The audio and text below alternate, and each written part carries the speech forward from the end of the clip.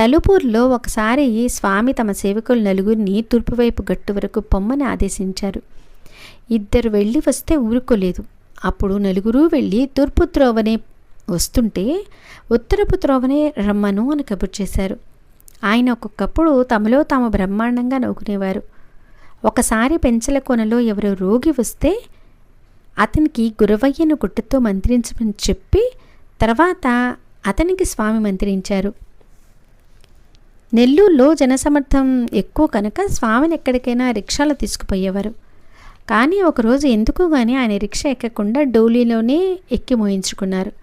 ఆ ముందటి రాత్రి చెప్పకుండా సినిమాకి పోయినందుకు స్వామి తమను శిక్షించారని సేవకులు అనుకున్నారు.